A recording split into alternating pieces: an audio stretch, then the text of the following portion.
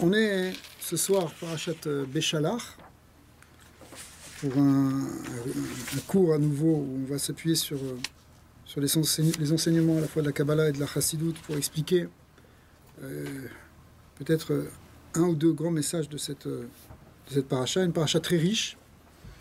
On est en fait après la sortie d'Égypte, puisque c'est dans la paracha de Bo que les béné Israël sont sortis d'Égypte à proprement parler. Mais en même temps, c'est dans le début de cette paracha qu'on va finalement définitivement en finir avec l'univers carcéral de l'Égypte. Pourquoi ? Parce que c'est seulement au moment de la traversée de la mer Rouge, enfin, on l'appelle comme ça, c'est pas tout à fait sûr que ce soit la mer Rouge, mais c'est comme ça que ça a été traduit dans la Septante, en tout cas. Dans la Torah, c'est marqué la mer des joncs, Yam Souf. Et bon, en tout cas, si ça a été traduit comme ça dans la Septante, c'est quand même que ça a du sens. Bien que les Midrashim nous disent que c'est pas une véritable traversée, qu'ils ont fait une espèce de demi-tour et qu'ils sont sortis sur le même côté, sur la même berge. Mais en tout cas, c'est à ce moment-là que finalement, on va vraiment sortir de Mitzrayim. Mitzrayim voulant dire pas simplement le pays égyptien, mais voulant dire les limites inhérentes au Yetzerara, les limites inhérentes aux forces du mal, et même à un niveau plus loin, aux limites de notre condition simplement humaine, d'accord, puisque Metzar en hébreu, qui est la base du mot Mitzrayim, veut dire l'étroitesse, les limites, d'accord. Donc, on va en finir à ce moment-là, mais on va essayer d'expliquer d'abord, premièrement, un midrash que certains d'entre vous ont déjà entendu parce que, en tout cas, je sais qu'on en avait déjà parlé, mais il y a un enseignement qui est absolument clé et qu'il faut prendre ici. Alors, la Torah nous dit que quand ils sont sortis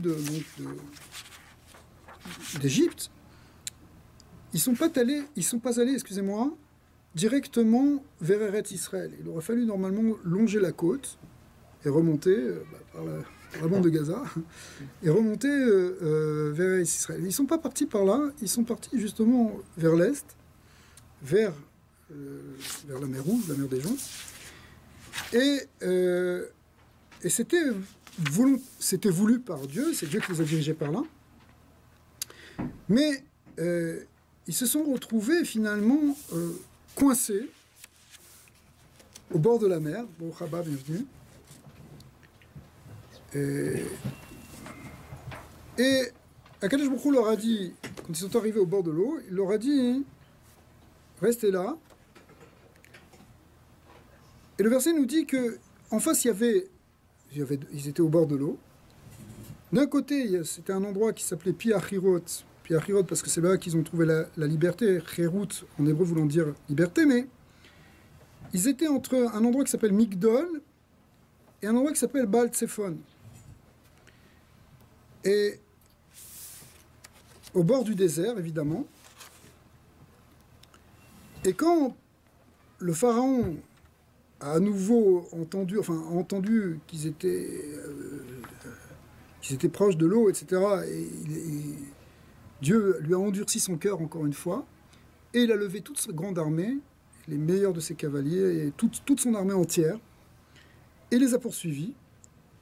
Et ils sont arrivés derrière, et là, les béné Israël se sont rendus compte qu'ils étaient coincés. Ils ne pouvaient pas avancer ni devant parce que c'était la mer, ni sur les côtés parce qu'il y avait des montagnes. Sur le côté, c'était le désert. Ils pouvaient pas. Ils étaient pris dans un goulot d'étranglement, en quelque sorte, d'après ce qui est décrit. Et comme le verset nous dit, Sagar Aleim Amidbar, le désert s'est refermé sur eux. Ils étaient coincés. Et là, ils voient derrière l'armée puissante du pharaon qui vient avec bien décidé à les ramener en Égypte, ou à les tuer. Et là, qu'est-ce qu'on fait ? Où est-ce qu'on va ? Qu'est-ce qu'on peut faire ? Et le Midrash nous dit que il y a eu une discussion au sein des enfants d'Israël, et il y a eu quatre quatre groupes qui se sont établis, quatre avis qui sont apparus. Et le premier avis a dit, le premier disait, les Égyptiens reviennent, pour rien au monde on veut retourner là-bas, on préfère rentrer dans l'eau et se noyer, mais en tout cas ils ne nous auront pas vivants, on ne veut pas. Ils préféraient mourir dans l'eau. Les deuxièmes ont dit non, la vie est plus importante, retournons comme des esclaves, on n'a pas le choix. Le troisième a dit, c'est sûr qu'on n'a pas beaucoup de chances de gagner, parce qu'ils sont beaucoup plus forts que nous, et même c'est à peu près perdu d'avance, mais on va se battre contre eux. Au moins qu'on sauve l'honneur, puis qu'est-ce qu'on a à perdre? Et le quatrième groupe a dit, ça sert à rien de faire tout ça, la seule chose qu'on doit faire maintenant c'est prier. Il faut prier au bon Dieu, et que lui qui peut nous sauver. Alors, effectivement, il y avait cette discussion. Et Moshe Rabbeinu ne savait pas trop faire quoi. Et il s'est tourné vers Dieu et il a lui-même crié à Dieu.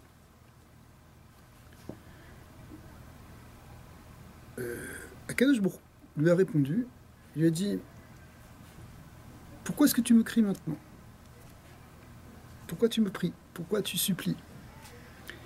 Ils ne vont pas mourir. Ils vont vivre. Et ils ne vont pas retourner en Égypte. Et ils n'auront pas besoin de faire la guerre. C'est moi qui vais faire la guerre pour vous. Hashem yelachem lachem. D'abord, et pourquoi est-ce que tu cries? C'est-à-dire, pourquoi est-ce que tu pries? D'abord, el Bene Israël ve'Isaou. Parle aux enfants d'Israël et dis-leur d'avancer. Avancer, ça veut dire avancer dans l'eau. Mais pas pour mourir, mais pour avancer. Alors le Midrash nous dit, de ce verset qui nous dit ça, on voit que finalement les quatre avis qui étaient au sein du clan d'Israël, finalement, c'était pas les bonnes solutions, c'était pas la bonne solution. Il y avait une divergence, chacun a donné son avis, mais c'est pas ça qui s'est passé. Il y avait un cinquième avis, qui a été l'avis qui a été donné par Dieu, en quelque sorte, qui est, contre toute logique, d'avancer. Quand ils ont commencé à avancer, alors il y a eu une espèce de dispute entre deux tribus, la tribu de Yehuda et la tribu de Binyamin, pour savoir qui allait rentrer en premier. Et pendant qu'ils étaient en train de discuter, Narshon ben Aminadav, qui était le chef de la tribu de Yehuda, il est rentré dans l'eau. Et puis il a avancé, jusqu'à ce qu'il ait eu de l'eau jusqu'au cou. Et là, la mer a commencé à s'ouvrir. Alors, en fait, on peut revenir sur ce midrash qui parle de ces quatre groupes de gens et voir que finalement, ces quatre types de réactions, qui toutes ont une certaine logique, et toutes sont compréhensibles, elles sont peut-être le prototype ici des genres de réactions qu'on peut avoir quand on se retrouve dans une situation désespérée. C'est une situation désespérée. L'armée la plus puissante du monde arrive derrière nous, ils veulent au mieux nous faire esclaves, faire de nous des esclaves, et on peut aller nulle part. Alors, quand on est pris dans une situation sans espoir, apparemment sans espoir, qu'est-ce qu'on fait? Il n'y a pas de solution, on n'a pas. Qu'est-ce qu'on va faire? De toute façon, rien n'est satisfaisant. Alors, effectivement, le Zohar nous dit que quand Akadosh Baruch Hu a dit Daber ben Israël ve'Isaou, parle aux enfants d'Israël qu'ils avancent, il attendait de nous qu'on ait une émouna, on a déjà expliqué ce mot, ça veut dire une confiance, une foi, une confiance complète dans le Créateur, en se disant bon, il nous a amenés là pour qu'on avance, on avance. Et effectivement, c'est ça qu'on a attendu de nous. Le Zohar dit que au moment où ils ont traversé la mer, il y a des anges qui sont venus qui ont commencé à accuser. Ils ont accusé Israël, ils ont dit devant le Créateur, pourquoi veux-tu sauver cela et détruire cela? Cela, ça veut dire Israël. Et au contraire, tuer les Égyptiens. Pourquoi? Qu'est-ce qu'ils ont de mieux les uns que les autres? Tu veux me dire que certains sont idolâtres? Mais ils étaient tous idolâtres. D'accord, en Égypte, on n'était pas... Personne n'était... C'était des esclaves. Qu'est-ce qu'ils ont... Okay. Donc, il y a une force d'accusation qui est venue. Effectivement, alors, il y avait une menace. Et le Orach Chaim Akadosh, qui est un grand commentaire écrit par Rabbi Chaim Ben Attar, un grand rabbin marocain du XVIIIe siècle, grand kabbaliste aussi, explique que lorsqu'ils sont rentrés dans l'eau, lorsque Narshon Ben Aminadav est rentré dans l'eau, et qu'il a fait preuve de émouna, d'une confiance et d'une foi pure en fait dans Dieu, c'est pas qu'il voulait se noyer, c'est pas qu'il voulait risquer sa vie, c'est que Hachem a dit d'avancer, on avance. Le fait d'avoir développé ce sentiment, ça fait monter en quelque sorte quelque chose qui est plus grand qu'une prière devant le Créateur, et ça a annulé cette accusation. Il n'y a plus de minatadine, si vous voulez. Il n'y a plus de rigueur, parce que on ne peut plus accuser quelqu'un qui te fait confiance comme ça. Autrement dit, la force de la émouna, la force de la confiance, c'est quelque chose qui vient aplanir le chemin, c'est ça qui vient ouvrir la route, qui vient enlever l'obstacle. Ouais. L'obstacle insurmontable, la mer, ici, eh bien, cet obstacle s'ouvre. On peut tous avoir des difficultés, on peut tous se retrouver par rapport à un mur. La réponse est avance. Avance et aie confiance. Quelque part, si tu commences à rentrer dans les autres points de vue qui étaient développés, il y a quelque chose qui est de l'ordre de la force du désespoir, qui, on le sait, est la force d'Amalek, notre ennemi spirituel et physique le plus juré, si vous voulez. Ouais. Je ne sais pas si on peut dire les choses comme ça. Peu importe. On comprend. Amalek, c'est la force négative. C'est la force du mal qui vient, qui nous bloque, mais qui amène ce qu'on appelle en hébreu le yiyush, le désespoir. Et effectivement, quelqu'un qui dit, le premier groupe qui disait il vaut mieux se laisser tuer et se laisser mourir, c'est une expression du désespoir. Et si tu veux, tu peux le voir comme finalement, tu te bats plus, tu te laisses aller. Par exemple, je sais pas, tu voudrais faire quelque chose de bien dans ta vie, construire quelque chose, ou avancer spirituellement, puis tu vois que c'est difficile. Tu te dis, mais j'y arriverai pas. Où est-ce que je suis? Et puis je suis trop vieux, et puis je suis trop loin, je suis trop ce que tu veux. Mais ça, c'est la force de Amalek qui te décourage, la force du découragement. Donc la première solution, c'est effectivement, tu baisses les bras. C'est une mort spirituelle. D'accord ? Et évidemment, ce n'est pas la bonne réponse. Être évêde, ensuite, la deuxième catégorie, celle qui dit on retourne comme des esclaves, ça veut dire, eh bien, on reste tel qu'on est, on ne change pas. On est pris dans... J'ai rêvé de liberté, j'ai rêvé d'être une personne libre, d'être un homme libre, de faire quelque chose qui a vraiment du sens dans mon existence, de remplir une certaine mission, si vous voulez, quelque sorte, qui est celle que je porte en moi, et puis je vois que c'est trop difficile, j'arrive pas, je me décourage aussi, c'est aussi une forme de découragement, et je dis, je reste dans mes habitudes. Je reste esclave, finalement, de mes croyances, esclave de mes dépendances. D'accord ? Et je veux pas en changer, ou je ne crois pas que ce soit possible d'en sortir. Donc c'est la deuxième catégorie, celle qui veut retourner en Égypte, rester à nouveau, rester dans l'état d'esclavage, c'est-à-dire de dépendance. Le évêde, l'esclave, c'est celui qui est dépendant. C'est le contraire de celui qui est libre. C'est évidemment pas la bonne solution non plus.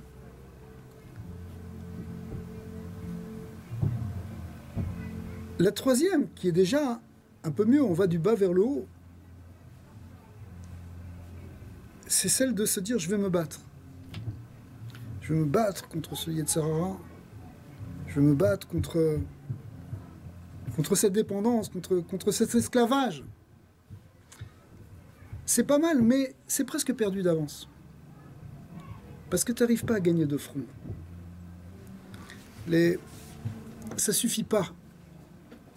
Ça marche pas, c'est trop fort. On a quelque chose qui est... une guerre qui est trop forte à faire. Le Rabbi a souvent expliqué que c'est très difficile d'affronter le Yetzirah et les forces négatives de front. Si tu as un défaut... Je vais prendre un exemple un peu hors de la Torah pour comprendre. Si par exemple, supposons que tu es un fumeur, donc tu voudrais t'arrêter de fumer. Tu te dis, si tu es là et que tu luttes contre ton désir de fumer, ça va pas marcher. Tu vas réussir, tu vas tenir, tu vas souffrir, et puis au bout d'un moment, il y aura une occasion, tu vas retomber, après tu es reparti pour des années. C'est des schémas qui sont classiques. Même chose aussi dans les régimes. Et lundi, je commence le régime et je me bats, mais je souffre, j'ai envie de... Ça ne fonctionne pas comme ça. Pour que ça fonctionne vraiment bien, il ne faut pas que tu regardes de face. Il faut, au lieu de te dire, par exemple, dans l'histoire du fumeur, pour qu'on comprenne, au lieu de te dire que je suis un fumeur, mais qui résiste à ne pas fumer, il faut que je rentre dans une autre identité. Je ne suis plus un fumeur. Je fume pas. Je suis libre. Moi, j'avance comme quelqu'un de libre qui respire. Et finalement, la dépendance qui est pas simplement physiologique, la dépendance physiologique, elle est que secondaire. La dépendance psychologique, elle va se défaire parce que toi, tu avances dans ton identité, dans tes croyances. Si tu arrives à changer ta croyance, à changer ta mentalité, en fin de compte, c'est ça ce qu'on appelle l'Égypte ici, c'est-à-dire ta limitation qui est parfois inconsciente, tes croyances limitantes, si tu arrives à les changer, c'est ça qu'on appelle avancer. Alors, je ne sais pas si l'exemple que j'ai pris, il aide ou pas. Il aide peut-être pour ceux qui connaissent, qui sont passés par là. Mais il y a une idée de...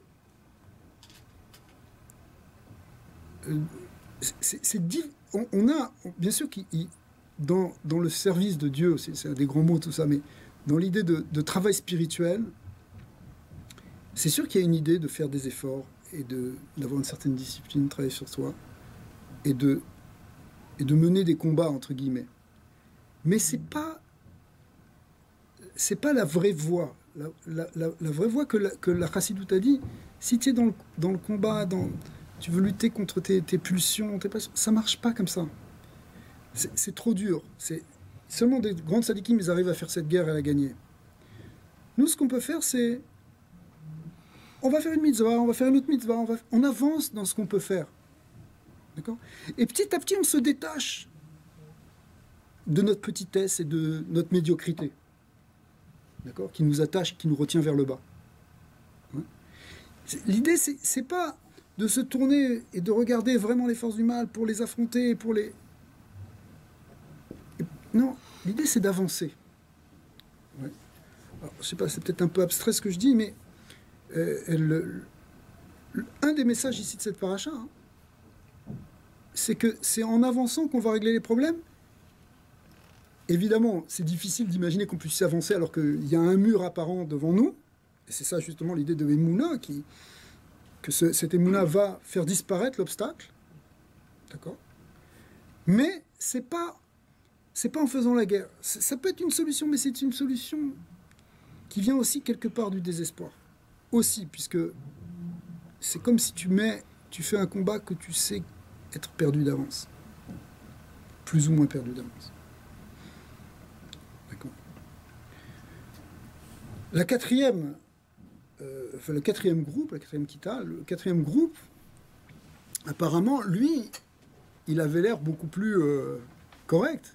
C'est des gens qui disent, il faut s'en remettre au bon Dieu, il faut prier au bon Dieu. Tu n'arrives pas, tu sais pas ce que tu fais, tu vas prier. Et effectivement, ça existe aussi, et ça existe de plus en plus. C'est-à-dire, au fur et à mesure qu'on monte là dans ces 4 groupes, ça prend de plus en plus de... C'est quelque chose qui fonctionne de mieux en mieux, en quelque sorte, qui peut fonctionner un peu plus, en tout cas. C'est qu'effectivement, la prière, c'est quelque chose qui est très important dans le judaïsme. On prie et on peut faire beaucoup de choses. Mais d'un autre côté,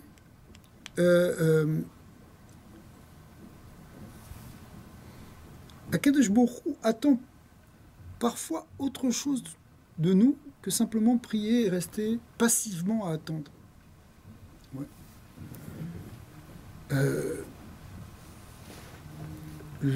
L'idée ici d'avancer, c'est quelque chose qui est encore plus grand que la prière.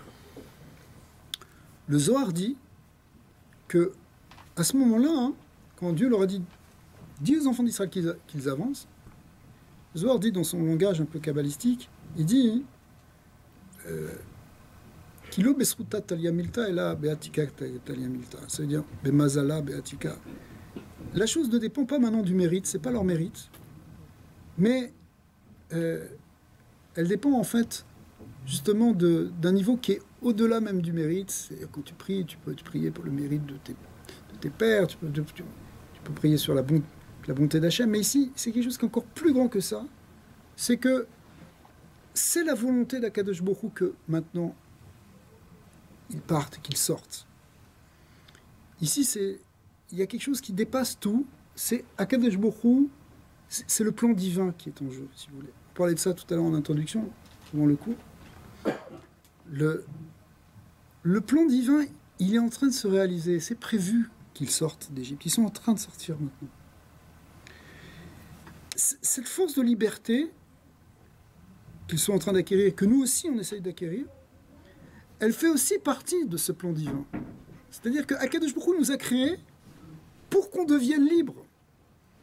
Le premier des 10 commandements, à chaque fois on le dit, c'est Dieu qui se présente comme celui qui nous a sortis d'Égypte. Je suis l'Éternel, ton Dieu, qui t'a fait sortir d'Égypte, de la maison d'esclavage. Dieu est un Dieu libérateur. C'est-à-dire que l'idée d'aller vers la liberté, et on parle de la liberté intérieure, de la liberté extérieure aussi, bien sûr, ça fait partie de la volonté première du Créateur. Dieu se révèle au Sinaï comme celui qui veut nous amener dans l'histoire, pas simplement celui qui a créé le monde et après le monde tourne, mais celui qui dirige le monde pour amener les hommes vers la grandeur, vers la liberté, et pas la petitesse de l'esclavage de l'homme qui est dans des processus de régression en permanence, dans une forme de petitesse et d'enfance permanente. Si tu regardes aujourd'hui, les gens, la violence, les trucs, c'est quoi ça? C'est ça la liberté? Alors, ça c'est quelque chose qui dépasse même la prière, parce que la prière, ça peut être aussi quelque chose qui te limite. Bien qu'attention, le pouvoir de la prière est immense, et il est recommandé de prier beaucoup. Il y a même un passage du Talmud qui dit, si on pouvait prier toute la journée, et Rabbi Nachman a insisté sur la force de la prière, et on peut changer beaucoup de choses, il faut prier. Avant de faire quoi que ce soit, il est conseillé de prier, pour que ça réussisse. Et en particulier, prier aussi pour arriver à se transformer, pour arriver à se changer. Toute l'idée de la Hitbod des doutes est dans cette notion. Okay. Maintenant, l'idée de Emouna et d'idée d'avancer, quelque part, c'est encore plus grand dans ce processus-là. On pourrait regarder, puisque tout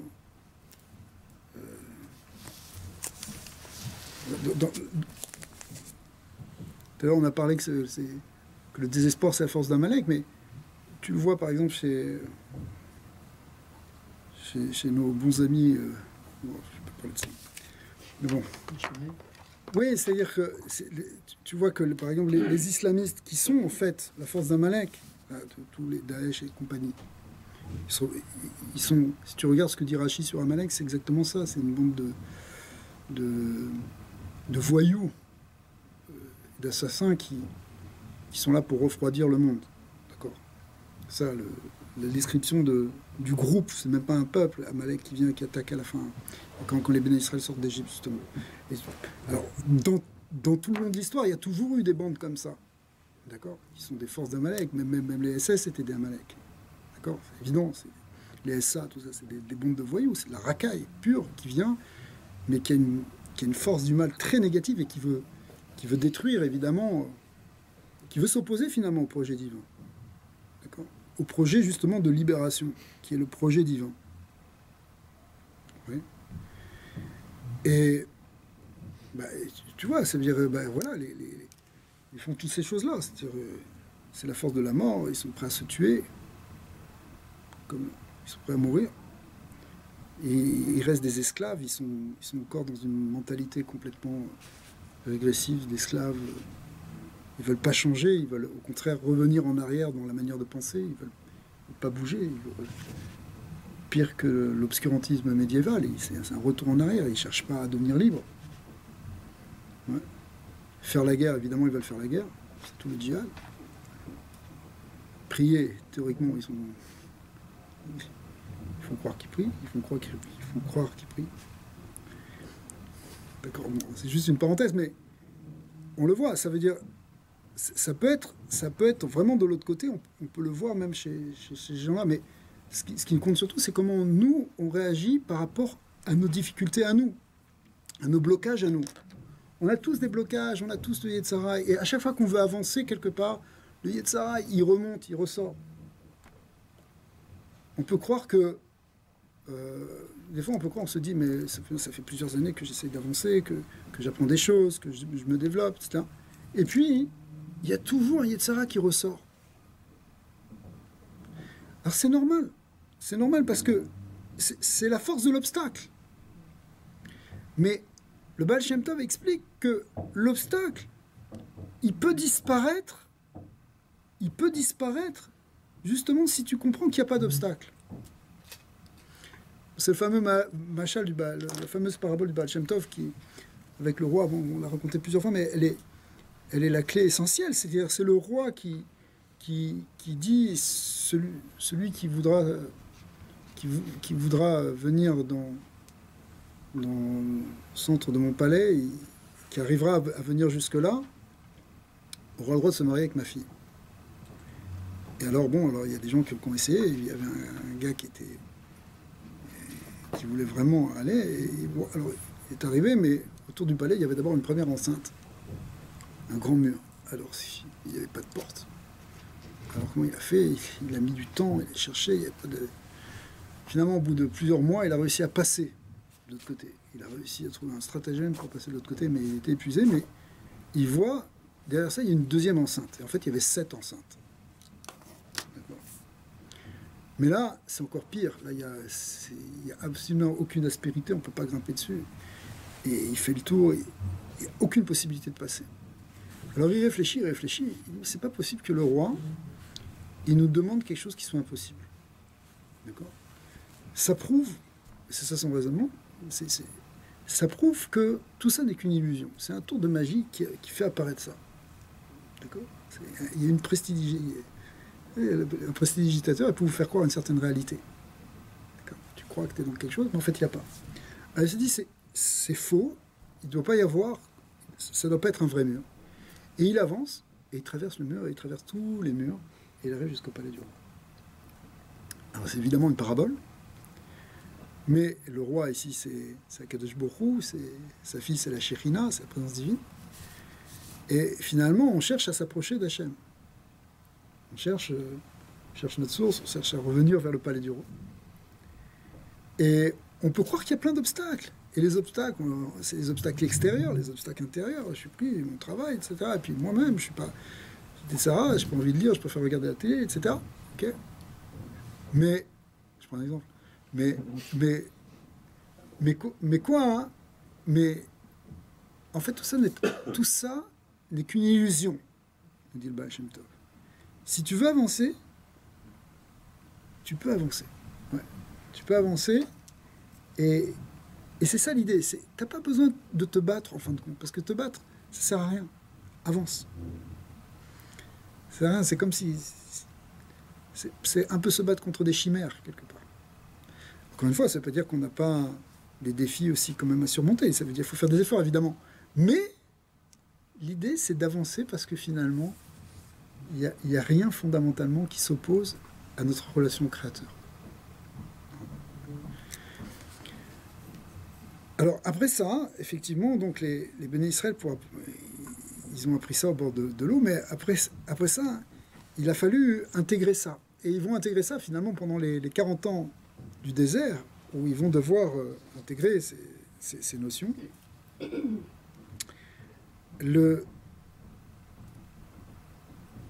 La Torah nous raconte que, après avoir traversé la mer, et puis finalement d'avoir vu l'armée égyptienne qui a été anéantie, donc c'était une grande joie, ils ont chanté, ils ont fait un grand cantique. Après ça, ils ont marché pendant 3 jours. Et au bout de 3 jours, où ils avançaient toujours dans le désert, ils se sont retrouvés confrontés à une nouvelle épreuve. Il n'y avait pas d'eau. Alors, au bout de 3 jours sans boire, il n'y a plus de réserve d'eau, il n'y a plus rien. Et avec la famille, les femmes, les enfants, les animaux, etc., il y a un sentiment de panique qui s'est levé. Ils sont venus voir Moshe, ils ont dit quoi? Tu nous as amenés ici pour nous faire mourir de soif dans le désert? Quoi ça servait? Au moins en Égypte, on avait de quoi boire. Il y a toujours, dans toutes les épreuves qu'on va voir, il y a toujours cette pensée de finalement, pourquoi je suis parti? Au moins, il y avait. C'était pas marrant, mais au moins on savait où on était. C'était dans une sécurité. D'accord? Maintenant, il n'y a pas de quoi boire. Ça veut dire, les Chachamim nous disent aussi Maïm et la Torah. L'eau, c'est la Torah. C'est-à-dire, c'est aussi une soif spirituelle. Mais il n'y a pas de quoi boire. Alors, Moïse se met à prier. Et tout d'un coup, il voit devant eux une étendue d'eau. Alors, c'est une grande joie. Tout le monde court vers l'eau. Et il commence à boire et l'eau est amère. Donc, ça marche pas. De l'eau qu'on peut pas boire. Elle n'est pas buvable, pas potable. Alors c'est encore plus la panique. Et Hachem montre à Moïse un bois, un morceau de bois ou un arbre, le mot qui est envoyé c'est Etz, et il prend ce bois et jette-le dans l'eau. Il prend ce bois et le jette dans l'eau, et l'eau devient douce. Et là tout le monde boit. Alors, cette eau, ça représente justement la Torah, enfin le bois représente justement la Torah, ou la profondeur de la Torah qui vient adoucir les choses et qui vient changer la réalité en quelque sorte, pour la laisser, pour que cette réalité soit justement buvable. Mais ça c'est la même chose en quelque sorte. C'est-à-dire que l'idée ici, c'est tu as l'Emouna, tu t'attaches à la pensée d'Hachem qui est représentée par ce bois, à la profondeur de la Torah, c'est-à-dire à l'unité de Dieu. Et finalement, tu vas voir que il n'y a aucune raison que tu sois assoiffé. Aucune raison que tu te sentes desséché. Tu peux... Tout est à ta portée. Mais bon, alors, juste après ça, il va y avoir encore une autre épreuve, quelques jours après, c'est que maintenant il n'y a plus à manger. Quand ils sont sortis avec quelques matzot, peu de pain azim, et puis il n'y en a plus. Alors c'est là que les béné Israël vont commencer à se plaindre à Moïse, et même chose, on est reparti, pourquoi tu nous as amenés ici, pour qu'on meure de faim dans le désert, etc. Et là, finalement, bon, alors, Hachem dit à Moshe, il lui dit, bon, écoute, bon, je ne sais pas pourquoi ils n'ont pas confiance en moi, mais voilà, ils vont avoir de quoi manger, et le soir est tombée la viande, et le lendemain est tombée cette fameuse manne. D'accord ? Et après la manne est tombée pendant 40 ans. Alors c'est quoi la manne ? C'est un pain céleste, en quelque sorte, qui vient d'en haut, puisque chaque jour, quand ils sortaient le matin, ils trouvaient sous une couche de rosée céleste, ils trouvaient justement des espèces de graines qui ressemblaient à... Rachid nous dit ça ressemble à ça avait la taille de graines de coriandre, c'était blanc brillant. Et il prenait cette manne, et après il la consommait, il pouvait la cuisiner éventuellement. Elle avait naturellement un goût de... la Torah dit un goût de beignet au miel, d'accord ? D'où l'importance des beignets au miel, c'est très important, n'est-ce pas? Alors, Je croyais qu'elle avait le goût de ce qu'on voulait. et elle avait aussi le goût de ce qu'on voulait, si on voulait avoir. Mais naturellement, son goût était comme ça. C'était doux comme une pâte cuite dans du miel. Frite dans du miel, dit Rachid. Et après ça, effectivement, alors, ça veut dire quoi? Ça veut dire c'est l'idée de douceur, c'est l'idée quelque chose qui est bon, quelque chose qui nourrit en même temps. Mais 40 ans, ils vont manger de cette manne. Et pourquoi ils vont manger de cette manne? Pour apprendre finalement le secret de la parnassa. Parnassa en hébreu, ça veut dire la subsistance. Et apprendre comment ça fonctionne fondamentalement. Akadosh Baruch Hu va leur dire, dès le départ, vous allez le matin, vous allez en ramasser, mais n'en ramassez pas plus qu'il n'en faut. Il faut prendre un homer par personne. Un homer, c'est quelques litres. C'est à peu près... c'est la taille un peu... Je sais pas, ça peut faire 1 kilo et quelques. Et ça sert à rien d'en prendre plus. Évidemment, le premier jour, certains en ont pris plus. Et le soir, ce qui était en plus n'a pas tenu. Ça a pourri. D'accord ? Pour bien leur montrer que ça ne servait à rien d'en prendre plus. Et la Torah nous raconte donc effectivement qu'ils allaient comme ça, et que Shabbat, le vendredi, il fallait en prendre 2 portions, parce qu'on ne sort pas le Shabbat pour travailler. Mais le fondement ici qu'on venait apprendre, c'est que l'autotirouat de Boker, c'est-à-dire, ça ne sert à rien d'avoir peur pour le lendemain. Demain, tu auras ta portion. Tu auras ta part demain. Alors vous allez me dire, mais nous, quand on travaille, ouais, mais on travaille pour le mois, ou des fois on peut mettre de l'argent aussi pour notre retraite, etc. C'est possible. D'accord ? On ne dit pas que ce soit interdit, que ce soit pas bien. Mais il faut comprendre que tu ne dois pas te faire de soucis pour demain. Ça ne veut pas dire que tu ne dois pas prévoir, éventuellement. Mais le souci, ce qu'on appelle en hébreu la daaga, si vous voulez, l'angoisse du lendemain, comment je vais faire? Comment je ferai? Cette peur-là, elle n'a pas sa place. La manne vient nous apprendre que le Créateur, il nourrit Becholium, Betuvo, qu'il nourrit, chaque jour, chaque créature dans le monde. Ça, c'est la croyance fondamentale que la Torah nous a donnée. Que Kadosh Baruch Hu, il nourrit chaque être chaque jour. Vous allez me dire, mais il y a des gens, des pauvres qui meurent de faim. Il peut y avoir des raisons pour ça. Mais c'est une question qu'on peut se poser, on peut la laisser pour l'instant de côté. Mais il y a une idée, c'est que Dieu, il donne la nourriture aux créatures. Ouais. Et donc, le souci de ta parnassa, le souci de ce que tu vas avoir, cette peur, cette angoisse, ce souci-là, tu ne dois pas l'avoir. Il y a quelqu'un qui se soucie pour toi. Ça, c'est l'idée. L'idée, c'est que ok, tu dois faire ton travail, tu dois faire ce que tu as à faire. C'est pas que tu deviens négligent, en te disant de toute façon, le Créateur va me nourrir, il va me donner ce que j'ai besoin, donc peu importe ce que je fais, je peux rester toute la journée à dormir. C'est pas ça, de faire tes choses. Mais le sentiment de peur, tu dois le mettre de côté. D'accord ? Ça doit être autre chose. C'est pas pour toi. Tu n'as pas à avoir peur. Et je sais que c'est un sentiment que tout le monde a, plus ou moins. On a tous cette angoisse, la peur de manquer, la peur de qu'est-ce qui va se passer, et comment, et qu'est-ce que je ferai, et si je perds mon travail, et quand j'ai perdu le travail, qu'est-ce que je fais, je n'ai pas encore retrouvé. Et donc c'est normal que tu recherches, que tu envoies des CV, des choses comme ça. Mais la peur, c'est là, tu ne dois pas l'avoir parce que on a appris pendant 40 ans, ici dans la Torah, que Akadosh Baruch Hu donne chaque jour la quantité qui est bonne pour chacun.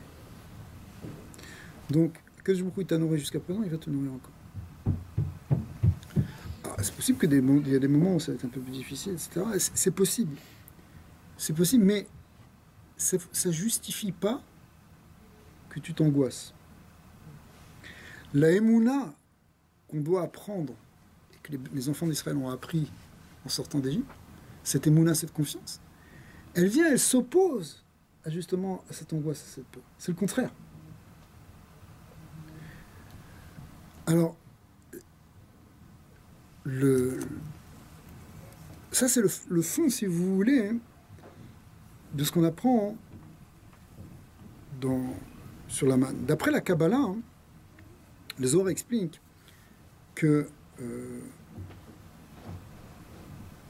cette nourriture, elle vient d'un influx divin qui descend du ciel, qui est comparé à une espèce de rosée céleste qui descend, puis qui finalement se manifeste, s'habille, pour reprendre un langage kabbalistique, s'habille par exemple dans la manne, ou peut s'habiller même jusque dans le pain que nous on mange. Mais ça fait partie de cette bénédiction divine. C'est-à-dire que quand tu arrives et que tu vas manger maintenant, le plat qui est devant toi, bien sûr, pour que ça soit devant toi, il a fallu qu'il y ait des gens qui travaillent, et que tu travailles, pour acheter ça, ou pour éventuellement préparer ça, ou éventuellement même faire tous les travaux pour arriver à ça. La Mishnah compte 10 travaux pour arriver à faire du pain, depuis le fait de labourer, de semer, de vanner, etc., jusqu'à cuire, de pétrir, etc. Il y a 10 travaux pour arriver à faire le pain. C'est pour ça que quand on fait la bénédiction sur le pain, on prend le pain avec les 10 doigts pour rappeler ces 10 travaux, et qui rappellent en même temps les 10 séphirotes, après la Kabbalah. Alors, bien qu'il y ait des travaux qui ont été faits par les hommes, à Motzi Lechem Minaretz, le pain, Dieu l'a sorti de la terre, c'est-à-dire qu'il a fallu faire pousser de la terre, mais malgré tout, il est venu d'une bénédiction qui est venue du ciel. En fait, le pain que nous on mange, il vient à la fois de la terre et à la fois du ciel. Même d'ailleurs physiquement, il faut qu'il y ait de l'eau qui coule. Vous voyez, il faut qu'il y ait de la pluie qui fasse pousser les plantes qui après ressortent de la terre. Donc il y a quelque chose qui vient du ciel et quelque chose qui vient de la terre pour faire sortir des plantes. D'accord ? Mais l'idée, c'est que même s'il y a quelque chose, il y a un travail physique qui a été fait, il faut qu'il y ait une bénédiction divine qui fait que ça fonctionne et que ça arrive jusqu'à devant toi. D'accord ? Donc, cette idée-là du fait que ça vient du ciel, c'est quelque chose auquel on doit en permanence se rattacher lorsqu'on a un rapport avec justement le monde de la subsistance, le monde de la parnassa, le monde du travail. C'est vrai que je fournis un travail, je me lève le matin pour travailler, etc. Mais il y a une bracha, une bénédiction qui vient d'en haut. Et c'est ça qui doit amener la émouna.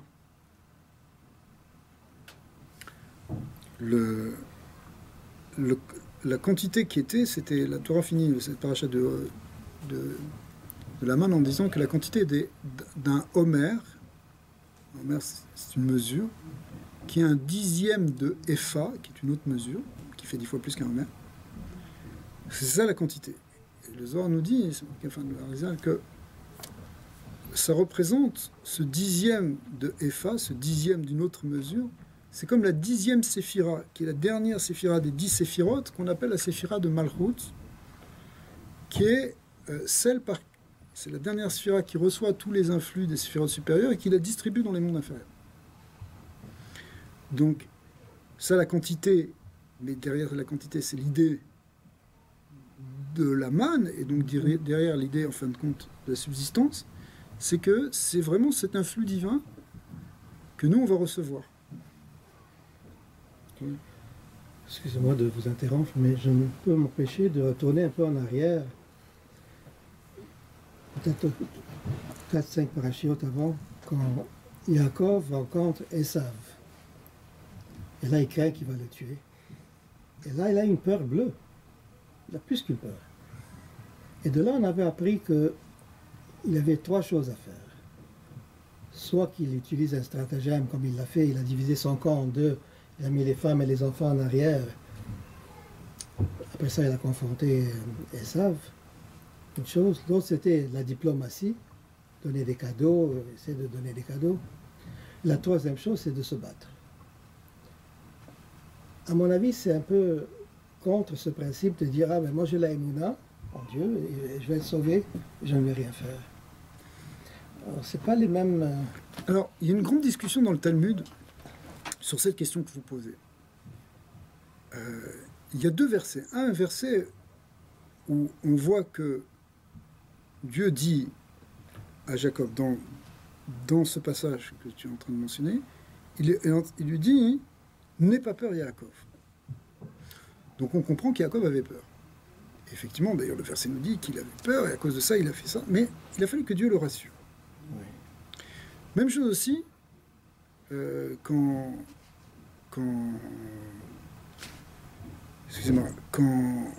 Moshe Rabbeinu est parti pour parler à Paro, il a fallu que Dieu lui dise « N'aie pas peur ». Parce que Moshe Rabbeinu aussi a fait peur. Et une grande question dans le Talmud, dire « Mais dis-moi, qu'est-ce qu'ils avaient à avoir peur là ?» Dieu les avait envoyés, Dieu il avait dit à Moshe Rabbeinu, il a dit « Tu vas aller, tu vas lui parler, il est déjà au buisson ardent, et à la fin vous allez sortir. Moi je vais endurcir son cœur, il va y avoir un certain nombre de plaies, mais à la fin il va vous laisser partir. Donc maintenant pourquoi tu as peur ?»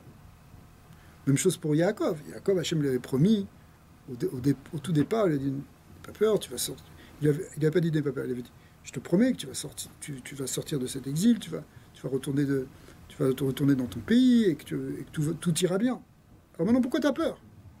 En chemin, tu as peur. Alors, il y a un avis qui est dans le Talmud qui dit, dans les Midrashim plus exactement, qui dit, mais c'est pas très bien ce qu'ils ont fait d'avoir eu peur. Là. Et autrement dit, ils auraient peut-être pu faire ce qu'ils devaient faire. Effectivement, il faut faire ce qu'on doit faire. Et c'était bien de séparer son camp. Tout ça, c'est des choses logiques. C'est d'envoyer des cadeaux, se préparer à la guerre éventuellement. Mais enlever le sentiment de peur. Et l'autre avis dit, non, malgré tout, malgré les promesses que Dieu t'a fait, c'est normal que tu aies peur parce que c'est pas mauvais non plus. Parce que tu peux jamais être complètement sûr de toi. Peut-être que finalement, tu mérites pas d'avoir la réalisation de cette promesse divine parce que peut-être tu t'es pas comporté comme il faut. Donc c'est normal, c'est une idée positive de se remettre en question, de se dire oui, bon bah tout va pas arriver et moi je suis tranquille. Non, c'est normal d'avoir une certaine crainte et de se dire est-ce que je suis vraiment dans le bon chemin et se remettre en question. Mais dans tous les cas, la peur type angoisse, elle n'a pas sa place. Tu peux avoir une certaine crainte, te dire est-ce que je suis bien, est-ce que je suis correct, ou est-ce que je suis en train de complètement déraper. Ça, c'est normal. C'est de la hirat shamaïm, c'est de la crainte du ciel. D'accord? Mais la peur de type dahaga, de type angoisse, celle-là, elle n'a pas sa place. Toutes les épreuves qui vont être là dans le désert, et voilà, on peut les lire les unes après les autres. Là, on en a eu 3 au bord de la mer, ensuite le manque d'eau, ensuite le manque de nourriture. En fait, tout ça, c'est pour qu'on apprenne que non, ne t'angoisse pas. Hachem, il est avec toi. C'est lui qui t'a porté depuis le début. Et qui te porte encore. Oui, mais l'être humain lui-même est programmé pour avoir peur. Il y a un concept, je ne sais pas comment on le dit en français, mais en anglais, c'est fight or flight. Oui. Où tu te bats ou bien tu te sauves. C'est un peu comme les animaux. Oui. On est programmé de cette façon. Il faut avoir cette peur-là parce que sinon, Absolument. c'est pour la survie. Absolument. Il y a une peur réflexe. Voilà. Il y a quelque chose qui est là. Si tu n'as pas peur avant de traverser la rue, c'est que c'est un problème. Ouais. D'accord? Le Zohar dit, on l'avait déjà vu une fois, que un bébé animal, à peine il vient de naître, si tu le mets devant le feu, son réflexe c'est de fuir. Un bébé humain, enfin un petit enfant humain, tu le mets devant le feu, son réflexe c'est d'essayer de toucher. Pourquoi? Le Zohar apprend de là que le Yetzer Hara, il vient dès la naissance. Dès qu'on est petit, il y a une force qui te pousse à faire des bêtises, quelque chose qui va te faire du mal à toi. C'est ça le Yetzer Hara. D'accord? Le penchant du mal, il est déjà là puisque le bébé il va se blesser.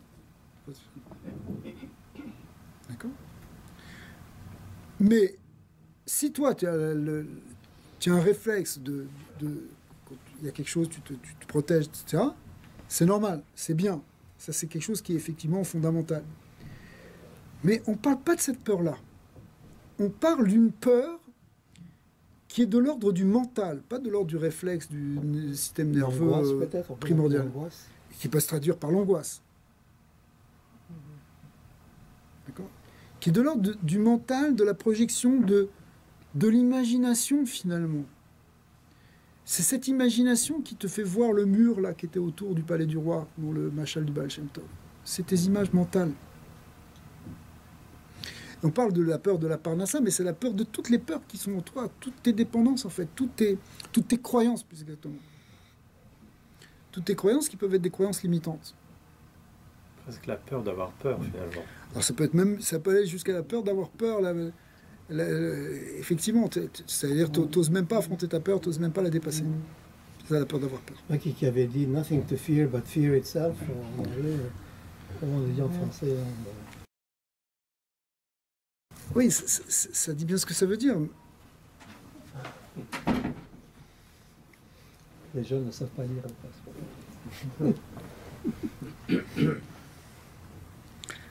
Alors, finalement, un des messages qu'on peut apprendre de la paracha de Béchalar, qui est la paracha où finalement les Béné Israël rentrent dans le chemin, c'est-à-dire on va avancer, on est dans l'idée d'avancer, et finalement, cette avancée elle a commencé déjà depuis Abraham avec l'Ech Lecha, mettons en route cette idée qu'on avance, que la Torah c'est pas quelque chose de stagnant où finalement on ne cherche pas à évoluer, non, il y a une idée d'améliorer, d'avancer vers un futur, c'est ça toute l'idée du judaïsme, c'est d'avancer vers un futur, toute l'idée messianique, c'est d'arriver à amener une réalité qui soit finalement meilleure. Le futur sera toujours mieux. C'est ça l'espoir d'Israël, c'est ça le message de la Torah. On peut faire mieux, on peut aller vers du bien, c'est possible. D'accord ? Alors ça se fait en dépassant justement toutes ces peurs et toutes ces angoisses. Le rabbi indique que, là ça va être bientôt après-demain ça va être la Iloula du précédent rabbi de Lubavitch, Rabbi Yosef Yitzhak Schneerson, qui était le grand maître à penser du mouvement Lubavitch avant le rabbi. Le rabbi était son gendre et était très proche. Bon, c'est sa Iloula dans 2 jours. Et il n'a pas arrêté de dire ça. Et le rabbi aussi l'a repris, c'est que on est en train d'avancer, et en plus que ça, on est en train de vivre un moment extraordinaire on est dans les premières générations de la Géoula. On est au début de la Géoula. On n'est plus dans on a vécu pas mal de générations d'exil, pas simplement d'exil d'Israël, mais en fin de compte d'exil du monde. Hein. La symbolique ici de Mitzrayim, c'est l'humanité elle-même qui est quelque part prisonnière de cet étau. Netzar, ça veut dire l'étau, l'étroitesse. D'accord. Eh bien, on est en train de sortir de ça. On est en train de sortir de cet exil. On est déjà dans des étapes de la Géoula. Et on le voit au niveau du Klal Israël, puisque le Klal Israël il retourne sur sa terre. Les simanim, les grands signes qui sont marqués dans le Talmud, ils sont en train de se réaliser. La terre a redonné ses fruits. Le peuple juif a retourné sur son pays. Tout ça, ce sont des choses qui étaient prévues. Eh bien, ce qu'on doit faire, c'est finalement, c'est le message qui est marqué dans toutes ces pages, c'est que ce qu'on doit faire, c'est avancer. À un moment, ça se passe pas, on sait pas comment ça va se passer. Avance. D'abord, Ben Israël vit ça. On doit avancer. Donc, ce qu'on doit faire à un niveau individuel, on doit aussi le faire évidemment à un niveau aussi collectif. Et l'idée, c'est que l'ami nous a poussé à vivre au quotidien cette dimension. C'est-à-dire vivre avec l'idée de liberté. Pas vivre avec l'idée de on ne peut pas faire ça, c'est pas possible, on est coincé. Bien sûr, on ne fait pas n'importe quoi, il faut être aussi complètement, je veux dire, il ne faut pas être fou non plus, mais il faut pas avoir peur, faut pas se sentir limité par n'importe quelle croyance. Ce que tu veux faire de bien dans le monde, tu vas pouvoir le faire. Si tu penses que tu peux si tu penses que c'est ça que tu dois faire, fais-le. C'est ça, vivre selon la Géoula, pas vivre selon l'exil.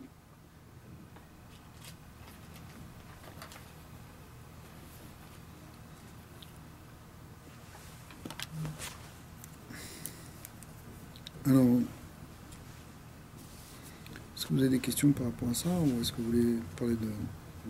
Finalement, donc Misraïm, quand il arrive à la frontière, de la limite, finalement, il doit affronter la dernière limite, qui est la dernière limite physique, finalement, où il doit traverser l'eau. Cette limite, c'est l'ultime limite, finalement, du peuple. Mais si tu veux, ce qui est fort dans l'idée de traverser l'eau, c'est que il y a des limites qui sont inhérentes, si tu veux, à la condition existentielle du monde physique. C'est-à-dire, bon, t'as beau dire que t'es pas limité, t'as beau dire que mais il y a quand même une réalité physique, là. La loi de la gravité, ça existe aussi, d'accord ? Il y a une réalité physique. Mais on voit que même cette réalité physique, au fond, elle peut s'ouvrir.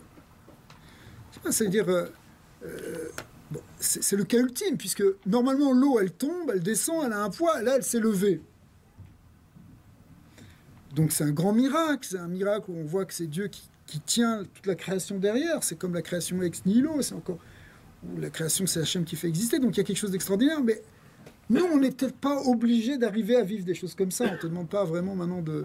C'est pas ça qui t'est demandé à toi d'aller traverser le Saint-Laurent à la nage. D'accord. On te demande pas ça. D'ailleurs, t'aurais du mal. D'accord. C'est pas ça.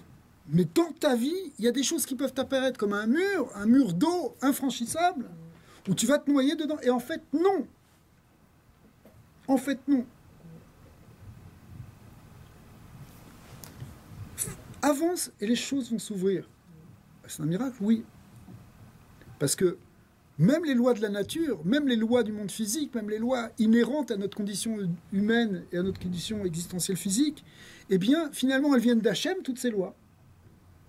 Et donc, elles sont pas définitivement figées. Elles peuvent changer à chaque instant.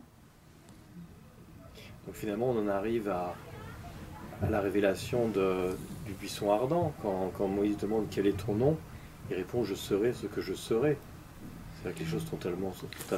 Et là-bas, Rachid dit « je serai avec vous dans l'exil, dans les autres exils, comme j'étais dans cet exil ». C'est-à-dire que Dieu, il est là, au sein de la création, au sein du monde physique. Hachem se présente comme celui qui est au sein de l'existence, et pas simplement un Dieu d'espèce de Dieu transcendant sur lequel on n'a aucun rapport. Il est là avec nous. Mais cette existence-là, finalement, elle est sous-tendue par la volonté de Dieu en permanence. Donc finalement, elle peut aussi s'ouvrir, même si elle a l'air fermée, cette réalité. Et à la limite, même les obstacles de notre vie sont des illusions, comme dans le machal du Baal Shem Tov. Mais quand tu y crois, ça a l'air dur comme du fer, comme de la pierre.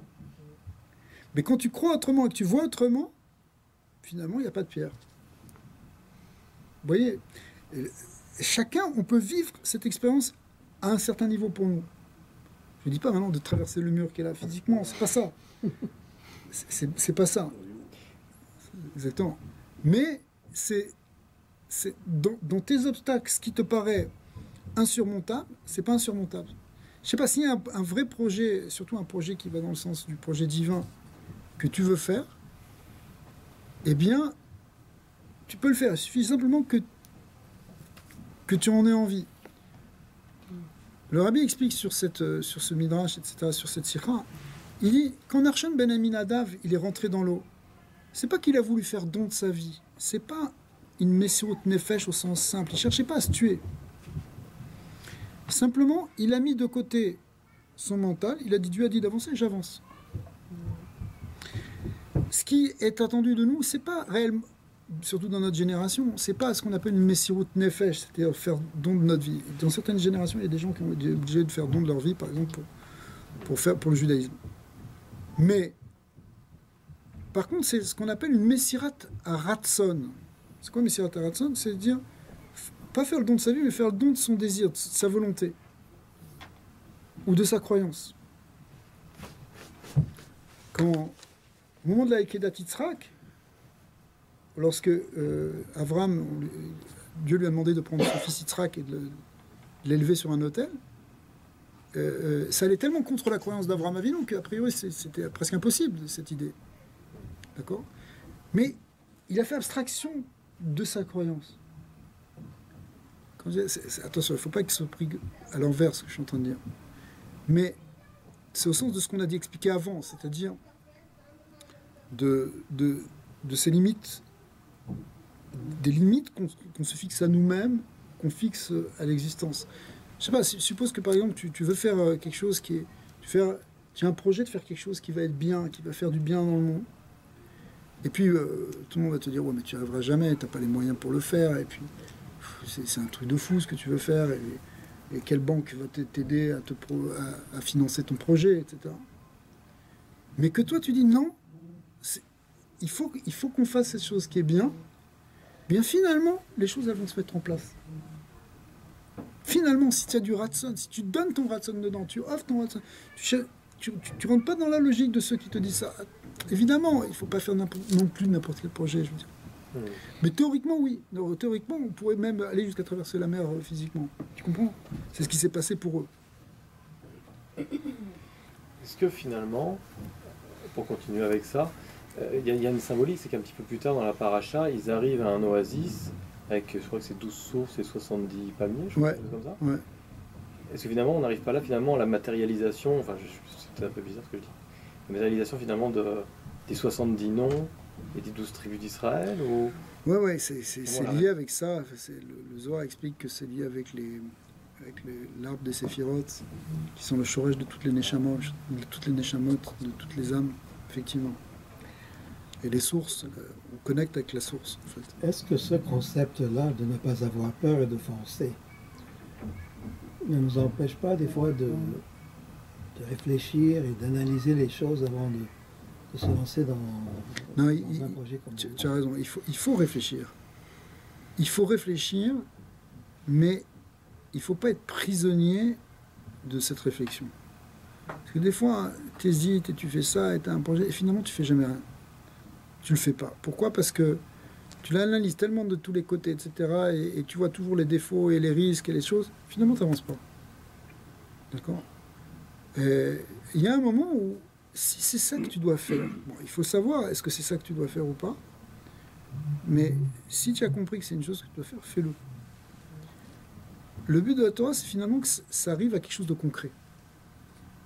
Pas que ça reste simplement dans le plan du mental et qu'on analyse et tout le projet on a, et finalement il n'est pas venu au monde ce projet. La sortie d'Égypte, c'est vu aussi comme une venue au monde, c'est comme un accouchement qu'on parle de mettre, c'est-à-dire il faut que ça passe dans le concret. Il faut que tu réalises la chose. Pour réaliser, il faut avancer.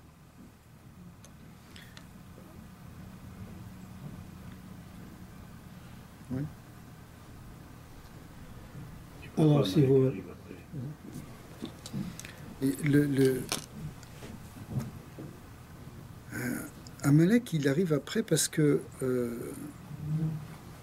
si tu veux, c'est comme si c'est la dernière carte. On peut le voir comme ça, mais il y a d'autres choses. La dernière carte que lui et Sarah, il force du mal, elle essaye de jouer au dernier moment pour bloquer.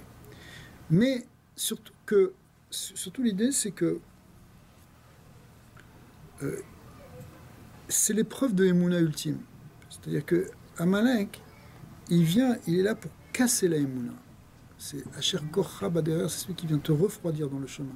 Tu es en train d'arriver, tu es presque au but, et vient te refroidir pour essayer de te faire tomber à le dernier moment.